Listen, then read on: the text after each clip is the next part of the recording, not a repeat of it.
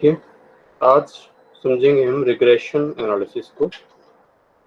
Correlation के बाद जो नेक्स्ट कंसेप्ट आता है स्टैटिस्टिक्स में, one of the most important concept जिसको हम कह सकते हैं, that is called regression analysis. ठीक है, कोरिलेशन से हमें पता चलता है कि दो वेरिएबल्स x और y, उन दोनों में किसी तरह का कोई संबंध, कोई एसोसिएशन है या नहीं है। ठीक है ना, वो संबंध पॉजिटिव हो सकता है, पॉजिटिवली एसोसिएटेड है, या नेगेटिवली एसोसिएटेड है, किसी ना किसी तरह का कोई संबंध है। ठीक है, ये पॉजिटिव या नेगेटिवली एसोसिएटेड, ये बताता है हमें कोरिलेशन। लेकिन कोरिलेशन से हमें ये नहीं पता चलता कि अगर x और y दोनों में संबंध है, तो अगर x गिवन हो तो y कितना होना चाहिए, या अगर y गिवन है तो x कितना होना चाहिए। ठीक है ना, तो जो कॉज इफेक्ट स्टडी जिसे बोलते हैं, कि ये अगर कारण है, ये हमें अगर दे रखा है कॉज एंड इफेक्ट रिलेशन, ठीक है, ये बताता है हमें रिग्रेशन। ठीक है, मेनली इसमें कॉज एंड इफेक्ट स्टडी होती है। मतलब इसका जो यूज है वो ये है कि अगर आपको दूसरे वेरिएबल्स दे रखे हों, मैं उन सबके नाम बताऊंगा प्रॉपरली क्या बोलते हैं उनको, तो उस एक वेरिएबल को एस्टिमेट करना। ठीक है ना, to estimate one variable if another is given। अगर हमारे पास एक वेरिएबल दे रखा हो तो उसके बेस पर दूसरे वेरिएबल को हम एस्टिमेट कैसे करें, वो हमें रिग्रेशन बताता है। आज हम इसके फॉर्मूला पर ज़्यादा जोर नहीं देंगे, हम कोशिश करेंगे इसके जो बेसिक कंसेप्ट है उसको समझना। पहले सबसे ज़्यादा ज़रूरी हमारे लिए रहेगा कि हम पहले उन कंसेप्ट्स को समझें। ठीक है ना, कि इसका मतलब क्या है, वो चीज़ सबसे ज़्यादा ज़रूरी है। तो पहले तो मैं आपको बता दूं कि इन वेरिएबल्स को नाम क्या देते हैं। पहले हम सिंपली बल्कि शुरू करते हैं, रिग्रेशन का मीनिंग क्या है। रिग्रेशन जो शब्द है उसका अगर मैं अर्थ निकालूं तो इसका अर्थ है कि आप जो एवरेज है उसकी तरफ वापस लौट रहे हैं। ठीक है, मूविंग बैकवर्ड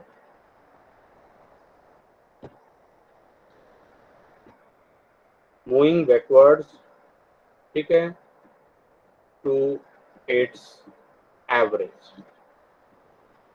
मतलब क्या है इसका? देखिए, इसकी शुरुआत हुई, जो मैं आपको बताऊं, 1877 में एक जो कह लीजिए कि फ्रांसीसी साइंटिस्ट थे, फ्रांसिस गॉल्टन।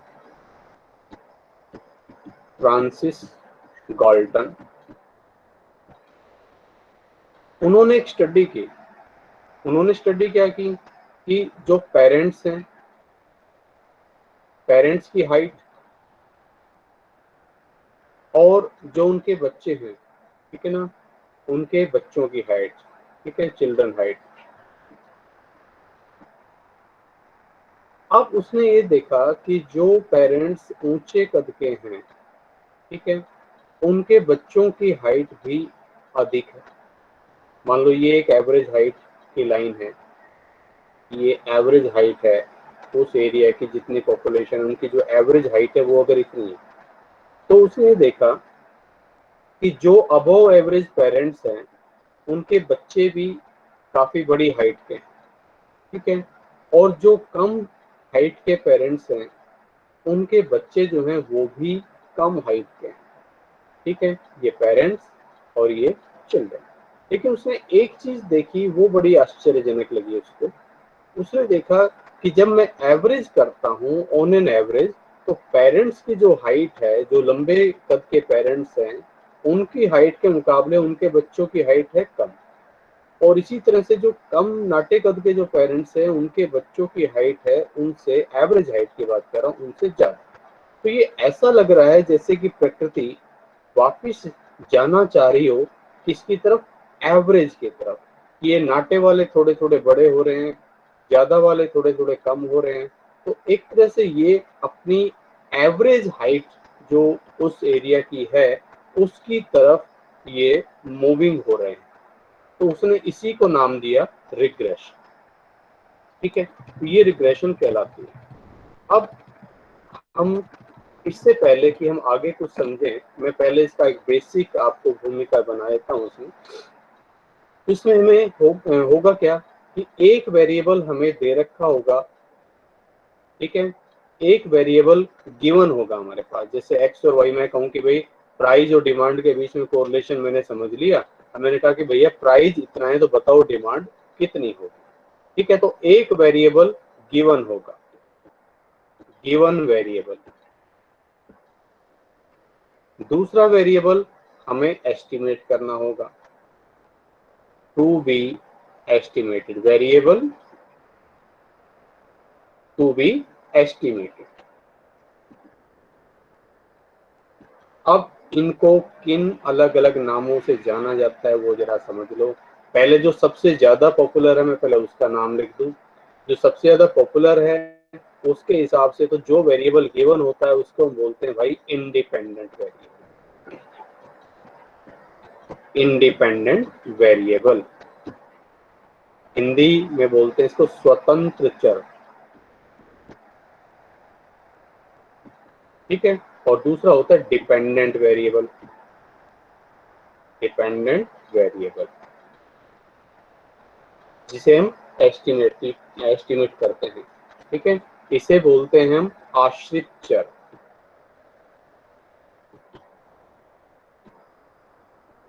ठीक है, सबसे ज्यादा तो पूरे चैप्टर में हम अब इस टर्म में, इस रूप में इनको यूज करेंगे। हम बोलेंगे डिपेंडेंट वेरिएबल, हम कहेंगे इंडिपेंडेंट वेरिएबल। तो डिपेंडेंट वेरिएबल का मतलब समझ जाना, वो वेरिएबल जो मुझे निकालना है। ठीक है, और इंडिपेंडेंट वेरिएबल का मतलब वो वेरिएबल जो मुझे दिया है। जैसे मैं कहूं कि if price is given, price given है, डिमांड निकालो, डिमांड कितनी होगी इस गिवन प्राइस पर। तो प्राइस जो गिवन है ना वो कहलाएगा कौन सा वेरिएबल, वो वेरिएबल कहलाएगा इंडिपेंडेंट वेरिएबल। तो डिमांड जो आएगी, अब देखो इसको इंडिपेंडेंट क्यों बोल रहे, प्राइस हम कुछ भी बोल सकते हैं, भैया 10 पर कितनी होगी, अच्छा 15 पर कितनी होगी, अच्छा 25 पर कितनी होगी। लेकिन डिमांड तो जो हमने इक्वेशन बनाई हुई है उसमें हम जो रखेंगे उसके हिसाब से जितनी कंप्यूट होकर आनी चाहिए उतनी ही आएगी। ठीक है ना, तो इसलिए इसको बोलते हैं हम डिपेंडेंट वेरिएबल, लेकिन इसके कुछ और भी नाम। ठीक है, जो इंडिपेंडेंट वेरिएबल है उसका नाम है एक्सप्लेनेटरी वेरिएबल, एक्सप्लेनेटरी वेरिएबल बोलते हैं इसको, और इसको बोलते हैं एक्सप्लेन्ड वेरिएबल, ये भी इसी का नाम है। एक्सप्लेनेटरी जो उसको एक्सप्लेन करने वाला है, जो बता रहा है कि इसमें चेंज आया क्यों, ये वैल्यू इतनी आई क्यों। और एक्सप्लेन वेरिएबल वो वेरिएबल जो एक्सप्लेन किया गया, जिसको वो दूसरा वेरिएबल एक्सप्लेन कर रहा। ठीक है ना, इसी तरह से जो आपका ये जो इंडिपेंडेंट वेरिएबल, इसको एक और भी बोलते हैं रिग्रेसर, रिग्रेसर वेरिएबल। ठीक है, इसे बोलते हैं रिग्रेसंड, रिग्रेसंड वेरिएबल। ठीक है, REGRESSAND,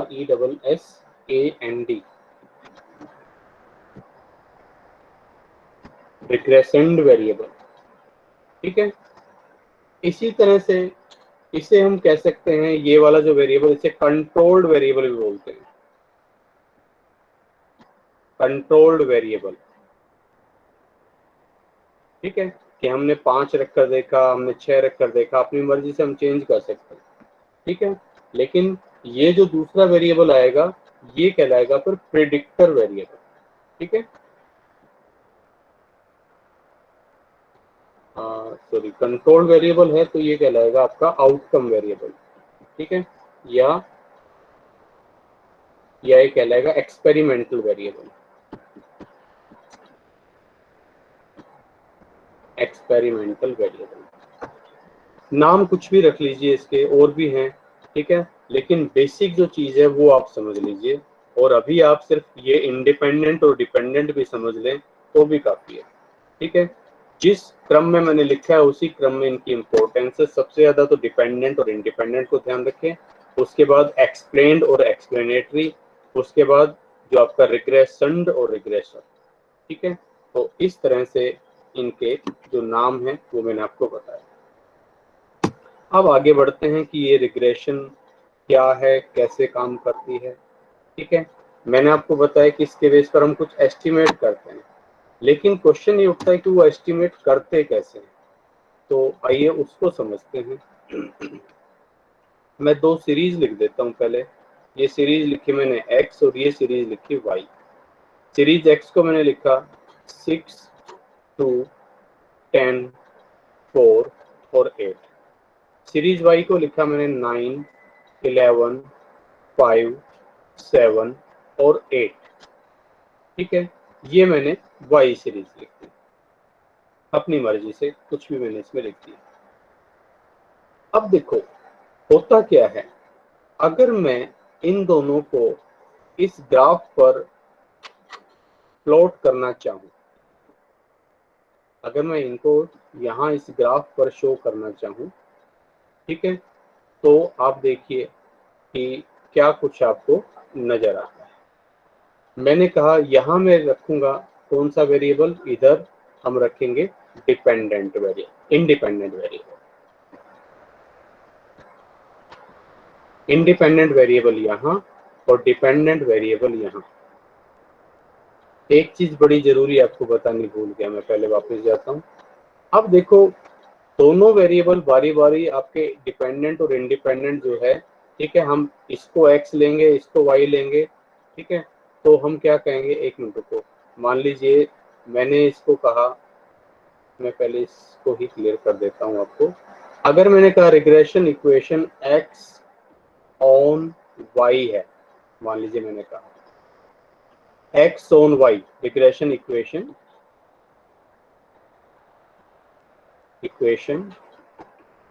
x ऑन y, ठीक है। तो जो इक्वेशन है जिस पर है, ठीक है, x है किस पर, y पर, तो x ऑन y में x कहलाएगा डिपेंडेंट। डिपेंडेंट का मतलब टू बी एस्टिमेटेड, ठीक है। और ऑन y गिवन क्या है, y, तो y कहलाएगा इंडिपेंडेंट वेरिएबल। इंडिपेंडेंट वेरिएबल ये होगा गिवन वेरिएबल। इसी तरह से इक्वेशन होगी y ऑन x, तो y में y ऑन x अगर मैं बोलता हूँ regression equation y on x, इसमें y कहलाएगा डिपेंडेंट वेरिएबल, डिपेंडेंट वेरिएबल, और x कहलाएगा आपका इंडिपेंडेंट वेरिएबल, यानी कि गिवन, और ये टू बी एस्टिमेटेड। अब मैं आपको जो बात बताना चाह रहा था वो मैं कहूँ, अब बारी बारी हम x ऑन y और y ऑन x दोनों सीखेंगे, लेकिन आप ये समझो जब हम सॉफ्टवेयर पर काम करेंगे, जब हम एक्सेल पर ये सब समझेंगे, तो आप अच्छे से ध्यान रखना, जो आपका एक्सेल है वो हमेशा ही जो आपका इंडिपेंडेंट वेरिएबल है उसको तो x लेता है, और जो आपका डिपेंडेंट वेरिएबल है उसको y लेता है। इसलिए सॉफ्टवेयर में, ठीक है, मैं लिख दूं, तो इन सॉफ्टवेयर लाइक एक्सेल, उसमें हमेशा ही हम इक्वेशन y ऑन x निकालते हैं, ठीक है। y ऑन x का मतलब क्या है कि भाई जो तुम्हें एस्टिमेट करना हो ना उसको तुम y मान लो, डिपेंडेंट वेरिएबल को वहां हमेशा क्या ले आ जाएगा, y, और y ऑन x जो गिवन वेरिएबल है, ठीक है, या इंडिपेंडेंट है, उसको हमेशा ही x लिया जाएगा। ये बात ध्यान रखना, आपके काम आएगा। तो अब मैं वापस यहाँ आता हूँ, मैं कहता हूँ कि भाई यहाँ ये इंडिपेंडेंट वेरिएबल है, ये डिपेंडेंट वेरिएबल है, ठीक है। अब मैं x को क्या ले रहा हूँ, इंडिपेंडेंट वेरिएबल मान रहा हूँ, ठीक है। इंडिपेंडेंट वेरिएबल मैंने लिया x, ठीक है, और डिपेंडेंट वेरिएबल हो गया मेरा y। अब ध्यान से समझना, अगर आप ये चीज समझ लेते हो तो बेशक मैं यहाँ फॉर्मूले नहीं करवा रहा हूँ, लेकिन जो फॉर्मूले निकले हैं कहाँ से आए, उसका जो बेसिक कंसेप्ट है वो आपको अच्छे से जरूर समझ आ जाएगा, ठीक है। मैं अलग से ही ले लेता हूँ इसको, एक बार फिर से लिख देता हूँ मैं। एक्स सीरीज मैंने ली थी 6, 2, 10, 4, 8, और वाई सीरीज मैंने ली थी 9, 11, 5, 7, 8, ठीक है। और अब मैं कह रहा हूँ कि भाई यहाँ पर आप एक लाइन खींच दो वाई ओ एक्स, ठीक है। यहाँ आएगा कौन सा वेरिएबल, यहाँ इंडिपेंडेंट, और यहाँ आएगा डिपेंडेंट, ठीक है। अब एक बार आप इंडिपेंडेंट वेरिएबल ले लो x और डिपेंडेंट वेरिएबल ले लो y, तो ये इक्वेशन कौन सी बन रही है, देखो y की x पर, जो डिपेंडेंट है वो क्या है y, तो y ऑन x इक्वेशन हम खींच रहे हैं। कैसे खींच रहे हैं, हमने कहा कि भाई ये 1, 2, 3, 4, 5, 6, 7, 8, 9 ऐसे ले दिया। यहाँ पर भी 1, 2, 3, 4, 5, 6, 7, 8, 9, 10, 11, ठीक है, इस तरह से, ठीक है। 1, 2, 3, 4, 5, 6, 7, 8, 9, 10 और 11 सब कुछ इसी ग्राफ से है, सारा जो इसका सार है, निचोड़ है, वो यहीं से है। 1, 2, 3, 4, 5, 6, 7, 8, 9, 10 और 11, ठीक है। अब मैंने कहा कि भैया अगर x, ठीक है ना, डिपेंडेंट इंडिपेंडेंट होने का मतलब अगर x गिवन है तो y कितना, तो भाई अगर x 6 है तो y कितना, x 6 है तो y है 9, तो x 6 y हो गया जी 9, यहाँ पर मैंने पॉइंट लगा दिया, ठीक है, ये पॉइंट लगा दिया। अच्छा, अब मैंने कहा कि अगर x 2 है तो y कितना, x 2 है तो y है जी 11, यहाँ पर पॉइंट लगा दिया मैंने, ठीक है। अच्छा, अगर x है 10 तो y कितना, x है 10 तो y है कितना 5, 5 हो गया जी यहाँ पर, ठीक है। x अगर 4 है तो y कितना, x 4 है तो y है जी 7, यहाँ पर मैंने 7 के लिए डॉट लगा दिया। अब x अगर 8 है तो y कितना, y भी 8 है, ये इधर मैंने यहाँ पर लगा। अब देखो ये पॉइंट्स जो हैं ये y ऑन x के पॉइंट्स हैं। अब मैं अगर इनके बीचों बीच से एक लाइन ऐसे खींच दूं तो लगभग वो इस तरह से एक लाइन होकर जाएगी, इस लाइन को बोलेंगे y ऑन x, ठीक है। अब एक बार तो मैंने क्या किया, मैंने y को डिपेंडेंट और x को इंडिपेंडेंट मानकर खींचा। अब इसी ग्राफ पर अब उल्टा चलो, अब हम क्या कर रहे हैं, हम कह रहे हैं कि भैया अब y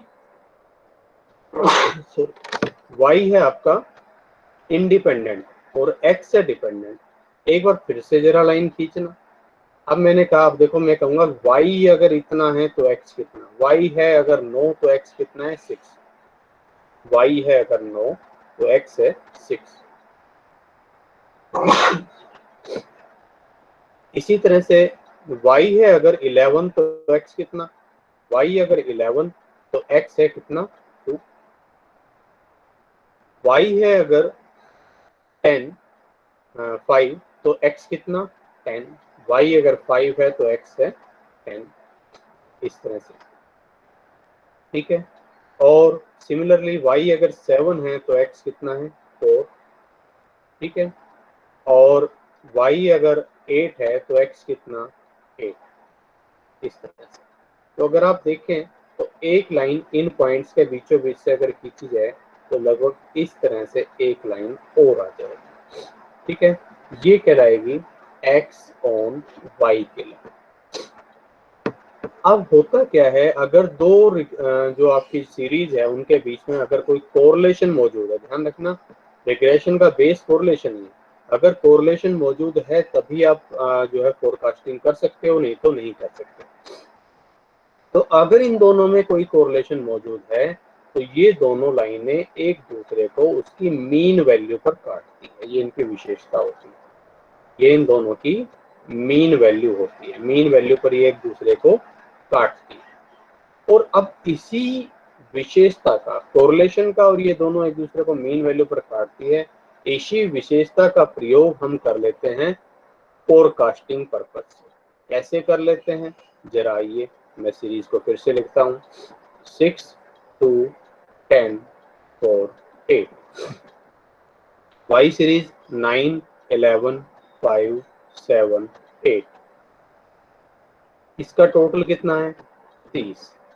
इसका टोटल कितना है 8 7 15 5 20 और 20 40। Summation y equal to 40। ठीक है। अच्छा, अब मैं क्या समझना चाह रहा हूं, जरा पहले वो आप देखो। मैं पहले एक बार पहले इसको कर दूं कि x अपने मीन से कितना डेविएट हो रहा है। पहले x बार निकालें। x बार है 30, 30 डिवाइड बाई 5 इक्वल टू 6 हो जाएगा। ऐसी y बार कितना हो जाएगा 40 डिवाइड बाई 5 यानी कि 8 हो जाएगा।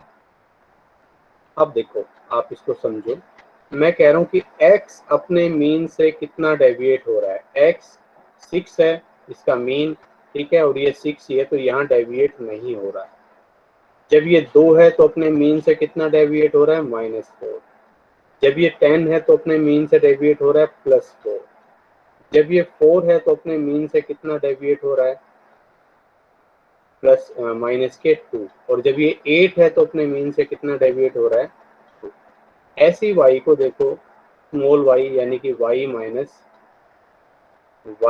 y बार, तो ये अपने मीन से कितना डेविएट हो रहा है +1 +3 -3 -1 और +1। इतना इतना ये डेविएट हो रहा है। ठीक है। अब हम रिग्रेशन में करते क्या हैं, रिग्रेशन में हम यूं समझते हैं, देखो जरा ध्यान से समझो, तुक्के वाली भाषा में समझा रहा हूं मैं, कि x बार है 6 और y बार है 8। ठीक है। जहां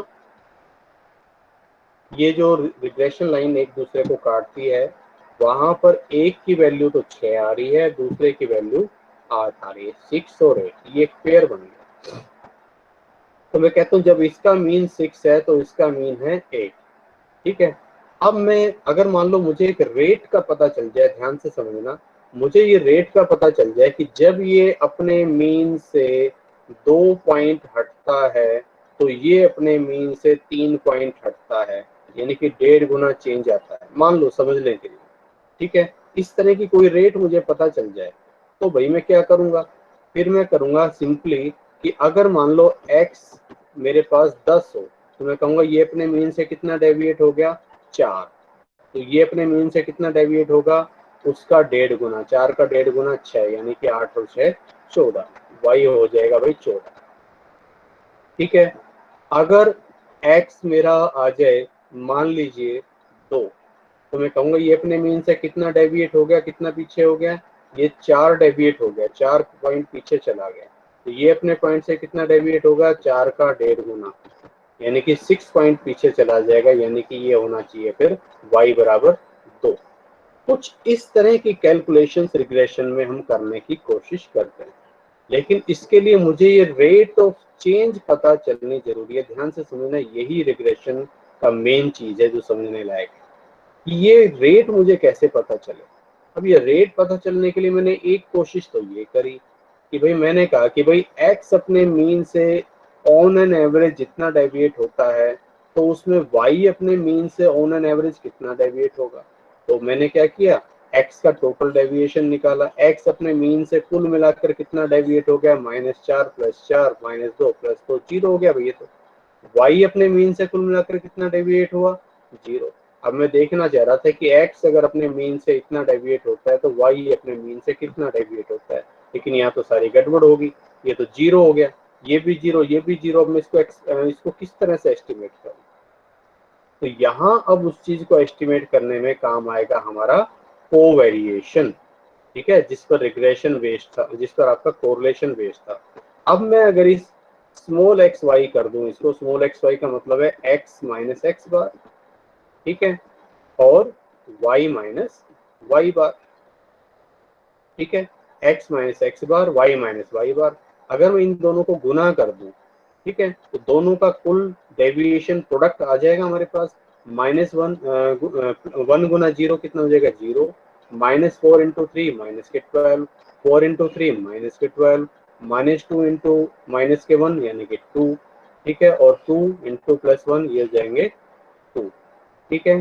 तो ये कितना आ जाएगा summation of x minus x bar y minus y bar. ये देखो 12 दूनी 24 में से 4 गया तो माइनस के 20 ये वैल्यू आ जाएगी, ठीक है। अब जरा समझो, ठीक है, x ऐसे समझो इसको, मुझे रेट चाहिए ना कि कितना बदलाव आता है, ये y माइनस वाई बार, ये x माइनस एक्स बार, ठीक है, इसको मैं डिवाइड कर देता हूँ अगर, क्योंकि x माइनस एक्स बार तो जीरो, समस्या ये है कि x माइनस एक्स बार जीरो बन जाता है और y माइनस वाई बार भी जीरो हो जाता है, इसलिए मुझे क्या करना पड़ेगा, मुझे x माइनस एक्स बार का स्क्वायर करना पड़ रहा है, ठीक है। अब जरा देखो, इसको अगर मैं ऐसे लिखूं sigma y minus y bar x minus x bar divide by sigma x minus x bar x minus x bar, ठीक है। तो अब एक x माइनस एक्स बार एक तरह से कैंसिल हो गया, तो अब जो मुझे चाहिए था कि y में जो बदलाव होगा, सॉरी x में जो बदलाव होगा उसके कारण y में कितना गुना अधिक बदलाव होगा वो मुझे पता चल जाएगा। और गौर से देखो तो ये मैंने लिखा क्या था, ये मैंने लिखा था sigma of x minus x bar y minus y bar, जिसको मैं स्मॉल एक्स वाई लिख सकता हूँ, और नीचे मैंने लिखा था sigma of x minus x bar यानी कि एक्स माइनस एक्स बार का स्क्वायर यानी कि स्मॉल एक्स स्क्वायर, ठीक है। इससे मुझे रेट ऑफ चेंज पता चल जाएगी। आप देखो सिग्मा एक्स स्क्वायर करके देखूं मैं, ये अपना स्मॉल एक्स है, इसका स्क्वायर और कर लेते हैं, ये देखिए स्मॉल एक्स का स्क्वायर, यहाँ ये एक्स है अपना, तो एक्स का स्क्वायर कर लो 0, 16, 16, 4 और 4 कितना आ जाएगा 40, ठीक है। तो यहाँ से मुझे क्या पता चल गया कि सिग्मा एक्स वाई जो कि माइनस का 20 आ रहा है, तो उसको सिग्मा एक्स स्क्वायर यानी कि 40 से मैं डिवाइड कर दूं तो माइनस का 0.5, ठीक है। ये माइनस का 0.5 क्या बता रहा है, ये बता रहा है कि भाई x में 1% परिवर्तन होगा, 1 डिग्री का परिवर्तन होगा, तो y में इसका -0.5 चेंज होगा, ठीक है। पहली बात तो इनमें नेगेटिव कोरिलेशन है, x जब 2 रुपए से बढ़ेगा तो y 1 रुपए से घटेगा, ठीक है। x जब 5 रुपए से बढ़ेगा तो y उससे आधा कितना हो जाएगा 2.5 रुपए से कम हो जाएगा। इस तरह से हमें ये एक रेट ऑफ चेंज बदलाव की दर हमें पता चल जाती है, ठीक है। और इससे होता क्या है, इससे अपनी ये वैल्यू बनती है, ठीक है, कि y में सॉरी y का उसके मीन से डेविएशन किसके बराबर है, y का उसके मीन से डेविएशन है, अभी जो मैंने वैल्यू निकाली 0.5 टाइम्स x में जो अपने मीन से डेविएशन होगा उसका आधा, ठीक है। और ये जो डेविएशन होगा कितना गुना चेंज होगा, इसी को बोलते हैं रिग्रेशन कोफिशिएंट, ठीक है ना। तो यहां से आपकी इस रिग्रेशन कोफिशिएंट को हम डिनोट करते हैं बी वाई एक्स, जैसे 2 रिग्रेशन होते हैं ऐसे 2 ही रिग्रेशन कोफिशिएंट होते हैं, एक बी वाई एक्स होता है regression coefficient y on x, एक बी एक्स वाई होता है जिसे हम बोलते हैं regression coefficient of x on y, ठीक है। तो यहाँ से आपकी ये इक्वेशन बनती है कि y minus y bar equal to p y x minus x bar. और यहाँ से फिर हम आगे इनको फोरकास्टिंग शुरू करते हैं। तो ये एक्चुअल में रिग्रेशन का कुल मिलाकर कंसेप्ट। लेकिन एक चीज अभी और समझनी बाकी है। एक क्वेश्चन उठता है, जैसे मुझे हमेशा डाउट रहा कि ये लाइन फिर दो की क्या जरूरत है, एक ही लाइन से काम नहीं चल जाए, कि दो लाइनें क्यों खींचते हैं, दो लाइनों की आवश्यकता क्या है। भाई देखो, जब एक इक्वेशन बन गई, कोई मुझे यूं कह दे कि y इज इक्वल टू है मान लो 5 प्लस 0.5 x, ठीक है। तो मैंने कहा कि भाई अगर x है मान लो 40, तो बताओ y कितना होगा। मैं कह दूंगा y हो जाएगा भाई 5 प्लस 0.5 गुना 40, यानी कि y हो जाएगा 25। अगर x 40 है तो y कितना हो जाएगा 25। तो अब क्या इसी इक्वेशन से मैं x को एस्टिमेट नहीं कर सकता। मैं कहूं कि अगर भाई y तुम्हारा 10 है तो बताओ x कितना होगा। तो क्या इसी इक्वेशन में पुट करके नहीं निकाल सकता मैं, इसी वाली में मैं अब यहाँ पुट कर देता हूँ। आपने इक्वेशन के काफी क्वेश्चन किए होंगे। तो अब उल्टा चलना है। अब y तो हमें दे रखा है कितना 10 equal to 5 plus 0.5 into x, और x के लिए मुझे इसको सोल्व करना है कि y की वैल्यू कितनी आएगी।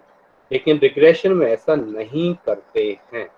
अब क्वेश्चन यही उठता है कि क्यों नहीं करते हैं भाई, ऐसा क्यों करते हैं कि रिग्रेशन में दो लाइनों की आवश्यकता क्यों है, कि x को एस्टिमेट करने के लिए अलग इक्वेशन है, y को एस्टिमेट करने के लिए अलग इक्वेशन है। x को एस्टिमेट करना है तो x ऑन y चाहिए, और y को एस्टिमेट करना है तो y ऑन x चाहिए। ऐसा क्यों है? इसका जवाब ये है कि लास्ट डिस्कशन में हमने आपसे बात की थी कोफिशिएंट ऑफ डिटर्मिनेशन के बारे में। अभी डिटेल में इसको फिर से बाद में आगे भी पढ़ना है, ठीक है। लेकिन अभी फिलहाल इसका यूज एक तरह से आ गया है, आप उसको समझें, ठीक है। रिग्रेशन सॉरी जो कोफिशिएंट ऑफ डिटर्मिनेशन हमें क्या बताता है। मान लीजिए मैंने कहा कि r इज इक्वल टू है r इज इक्वल टू 0.8 है, तो इसका मतलब हो गया आर स्क्वेयर 0.64। अभी 0.64 बताता क्या है। मान लीजिए आर है नेगेटिव कोरिलेशन प्राइस और डिमांड, ठीक है। अब ये बता रहा है आर स्क्वेयर 0.64 कि डिमांड में जो परिवर्तन होगा, जो टोटल परिवर्तन होगा, इसका 64% चेंज तो किसके कारण हो रहा है, प्राइस के कारण, और 36% चेंज क्यों हो रहा है वो अननोन। तो अब क्या है कि इसमें अनएक्सप्लेन्ड वेरिएबल मौजूद होता है, सारा का सारा डेविएशन एक्सप्लेन कर ही नहीं पा रहा है। तो इसलिए एक ही इक्वेशन सब कुछ एक्सप्लेन नहीं कर सकती। अगर इनके बीच में आर परफेक्ट पॉजिटिव या परफेक्ट नेगेटिव कोरिलेशन होता तो एक ही इक्वेशन काफी थी दोनों को एस्टिमेट करने के लिए, ठीक है। अब जरा इसको समझिए किस तरह से, ठीक है। मैं दो ऐसी सीरीज ले रहा हूं जिसमें परफेक्ट पॉजिटिव या परफेक्ट नेगेटिव कोरिलेशन मिलता है। मैंने लिया x 2 4 6 8 10, y लिया मैंने 5 10 15 20 और 25, ठीक है। अब इन दोनों में एक परफेक्ट पॉजिटिव कोरिलेशन आपको नजर आ रहा है। जब ये दुगुना हो रहा है तो ये भी दुगुना, ये 3 गुना हो रहा है तो ये भी 3 गुना हो रहा है। जिस रेट से ये चेंज हो रहा है बिल्कुल उसी रेट से ये चेंज हो रहा है। तो यहाँ पर क्या है, देखो एक ही सीरीज से मुझे दूसरे के बारे में एस्टिमेट करने में कोई समस्या नहीं आएगी, ठीक है। मैंने एक चीज समझ ली भाई, ये 2 और ये 5, तो 5 2 का कितना गुना भाई, 2.5 गुना, ठीक है। अगर थोड़ी देर के लिए ये हो डिपेंडेंट वेरिएबल और ये हो इंडिपेंडेंट, ठीक है। तो अब 5 कितना है 2 का, 2.5 गुना, 10 कितना है 4 का, 2.5 गुना, 6 कितना है 15 कितना है 6 का, 2.5 गुना। अब आगे मुझे कोई भी संख्या बता दे कि भाई आगे अगर ये हो भाई 12, तो 12 का 2.5 गुना कितना हो जाएगा भाई, 12 दूनी 24 और 6 30 आ जाएगा, ठीक है। और अब आप यहाँ देखो, अगर मैं बदल दूं सिचुएशन, इसको मैं इंडिपेंडेंट बना दूं, और इसको डिपेंडेंट कर दूं। तो जरा से देखो भाई, ये 20 अगर दे रखा हो तो 8 इनमें क्या संबंध है, ये है इसका 0.4%, 0.4। ठीक है, 20 को 0.4 से गुना कर दो, ये आ जाएगा। 15 को 0.4 से गुना कर दो, 6 आ जाएगा। 10 को 0.4 से गुना कर दो, 4 आ जाएगा। ठीक है, यानी कि एक ही इक्वेशन के बेस पर काम अपना चल जाएगा। लेकिन ध्यान रखें, अगर ग्राफ पर खींचेंगे तो यहाँ पर भी लाइनें 2 आएंगी। ये मत सोचना कि लाइन एक ही आएगी, मैंने ऐसा नहीं कहा। मैंने कहा एक लाइन काफी है, ये नहीं कह रहा कि लाइन एक ही आएगी। अब जरा पुट करो, यहाँ आपने किया 2, 4, 6, 8 और 10। एक्स को यहाँ लिया 5, 10, 15, 20 और 25। अब मैंने कहा कि ये अगर है 2 तो भाई ये कितना है, 5। ठीक है, यहाँ आपने कर दिया, मान लीजिए ये 5 हो गया। ये अगर 4 है तो ये कितना, 10। ये अगर 6 है तो ये कितना भाई, 8। इस तरह से इनकी लाइन बनेगी। ठीक है, लेकिन जब आप, ये तो आपने क्या किया कि यहाँ पर x लेकर और यहाँ पर y लेकर खींचा। ठीक है, अब अगर उल्टा करके चलो, अब अगर आप यहाँ पर जो है लें x और यहाँ ले y, तो आप क्या कहेंगे, अगर y है 5, यहाँ मान लो 5। ठीक है, तो x कितना है भाई, 2। ठीक है, तो ये लाइन फिर जो है अलग आएगी। अगर y है 10 तो x कितना, 4। y अब आपका यहाँ चलेगा, y है 10 तो ये कितना, 4। ऐसे इस तरह से लाइन फिर भी 2 रहेगी, लेकिन तब एक ही लाइन से हम एस्टिमेट कर सकते हैं किसी भी लेवल पर, क्योंकि हमें पता है वही रेट ऑफ चेंज सेम चलनी है।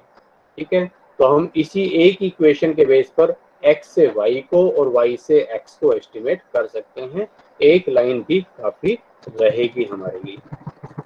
ठीक है ना, लेकिन प्रैक्टिकली आपको पता है कि R जो है, कोफिशिएंट ऑफ कोरिलेशन, R जो है वो एग्जैक्ट 1 नहीं होता, कोफिशिएंट ऑफ डिटरमिनेशन 1 नहीं होता, अनएक्सप्लेन्ड वेरिएबल वेरिएशन वहां पर मौजूद होता है। इस कारण से वहां दोनों को एस्टिमेट करने के लिए 2 अलग अलग लाइनें यूज की जाती है। ठीक है, तो अब कुल मिलाकर पते की बात, हम कहें रिग्रेशन इक्वेशन, जबकि मैं आपको कह रहा हूँ कि x ऑन y की आदत मत डालना, ज्यादा आदत डालना y ऑन x की, बट फिर भी चलो दोनों समझेंगे। Regression equation x on y। ठीक है, तो पहले मैं जरा अब इसी को एक्सप्लेन कर दूं कि ये अब आपको निकालनी है तो कैसे निकालेंगे। एक मिनट। तो regression equation of x on y, जिसमें मैं बता चुका हूं कि x को एस्टिमेट करना है, डिपेंडेंट है, और y है इंडिपेंडेंट। ठीक है, तो इसकी इक्वेशन कैसे बनेगी, x माइनस एक्स बार। अभी बाय डेफिनेशन हम पढ़कर आए कि x में जो डेविएशन होता है, x के अपने मीन से डेविएशन होता है, कितना डेविएशन होता है कि y में अपने मीन से जो डेविएशन होता है, y अपने मीन से जितना चलता है उसका इतना गुना dy(x), जैसे हमने 0.5 निकाला। ठीक है, ये dy(x) क्या कहलाएगा, इसे हम बोलेंगे रिग्रेशन कोफिशिएंट। यही लिख देता हूँ, dy(x) है, dy(x) उल्टा लिख दिया भाई मैं, bxy। जब x ऑन y की बात कर रहे हैं तो bxy। ठीक है, तो ये कहलाएगा bxy is equal to regression coefficient of x on y। ठीक है, अब एक एंगल से समझ लो, दूसरा तो अपने आप आ ही जाएगा। अब ये bxy कैसे निकालें वो समझो। इसका एक तरीका तो ये है कि आप r यानी कि कोरिलेशन ले लो, फिर x ऑन y, x ऊपर y नीचे, तो x ऑन y यानी कि standard deviation of x, standard deviation of y, इस तरह से निकाल सकते हैं। दूसरा तरीका अभी अभी मैंने बाय डेफिनेशन आपको समझाया ही कि जो summation of small x y है उसको आप डिवाइड कर दो, x ऑन y है ना, x ऊपर y नीचे, तो नीचे summation of small y square. ठीक है। कोरिलेशन का फॉर्मूला ध्यान होगा ही आपको, ये होता है summation of small x y divide by under root summation of small x square summation of small y square. Memory में आसानी के लिए अगर मैं बात करूं तो सिंपल सा ध्यान रखो कि कोरिलेशन का जो न्यूमरेटर रहेगा वो सेम रहेगा यहाँ रिग्रेशन में भी, ठीक है। और नीचे वाले हिस्से में से क्या हो जाएगा, अंडर रूट जाएगा हट, और x ऑन y है तो नीचे y रह जाएगा, y ऑन x है तो नीचे x रह जाएगा, यानी कि ये तो आपका bxy हो गया। मैं लगे यार यहीं से byx में निकाल देता हूँ। byx निकालना हो आपको तो summation of small x y numerator same, और नीचे हो जाएगा समेशन ऑफ स्मॉल एक्स, ठीक है। और देखो जो आपने पढ़े थे वही फॉर्मूले हैं, नया कुछ नहीं है, ठीक है। आपने एक कोरिलेशन का फॉर्मूला ये पढ़ा था जो एक्चुअल वैल्यू जब यूज करते हैं, n sigma of x y minus n sigma of x sigma of y divide by under root of n sigma of x square minus n sigma of n c x y equal to n sigma of x y minus sigma x sigma y, ठीक है, divide by under root हट जाएगा n sigma of y square minus sigma y का whole square. इसी तरह से जब B Y x करना है तो ऊपर न्यूमरेटर सेम, नीचे वाई की जगह एक्स आ जाएगा। इस तरह से हम ये रिग्रेशन इक्वेशंस फाइंड आउट कर सकते हैं हर एक अलग अलग सिचुएशंस में, ठीक है। इनकी प्रैक्टिस भी हमें करनी है, थोड़ा सा इनकी प्रैक्टिस को भी समझेंगे। एक इनमें डिफरेंस जो किया जाता है change in origin change in scale, ठीक है, उसको हमें और समझना है कि कोरिलेशन जो है दोनों से इंडिपेंडेंट होता है, चेंज इन ओरिजिन और चेंज इन स्केल से, लेकिन रिग्रेशन दोनों से ही डिपेंडेंट जो है, रिग्रेशन जो है चेंज इन ओरिजिन से तो इंडिपेंडेंट होता है, चेंज इन स्केल से इंडिपेंडेंट नहीं होता। दूसरा रिग्रेशन को कोरिलेशन को चाहे आप आर एक्स वाई लिख दो चाहे आर वाई एक्स लिख दो, सिमेट्रिकल होता है, लेकिन रिग्रेशन में बी एक्स वाई और बी वाई एक्स ये दोनों अलग अलग चीजें होती है, ये दोनों सेम नहीं होते, इनमें सिमेट्री नहीं होती, ठीक है। तो नेक्स्ट टाइम हम इसको और अच्छे से समझेंगे, इसके जो है कुछ फॉर्मूले हैं उन पर और बात करेंगे, और change in origin change in scale में इन दोनों में क्या डिफरेंस है, कैसे काम करते हैं उसको समझेंगे। तो ये एक तरह से कह लीजिए कि बेसिक चीज है, बेसिक कंसेप्ट है जो हमें रिग्रेशन के बारे में आना चाहिए। फॉर्मूले तो हम काफी सारे पढ़ लेते हैं, काफी सारे कर लेते हैं, ठीक है, लेकिन एक्चुअल में जब आप प्रैक्टिकली जब आप करेंगे तो आप देखेंगे कि फॉर्मूला बड़ी चीज नहीं है। आप सॉफ्टवेयर में एक क्लिक करते हैं सारा काम हो जाता है, लेकिन जो बेसिक जो कंसेप्ट है वो आपको इसके बारे में जरूर पता होना चाहिए, ठीक है। तो वो हम यहाँ इसके बाद नेक्स्ट लेक्चर में करेंगे इसको, ठीक है। आज अभी इतना ही इसको रखते हैं।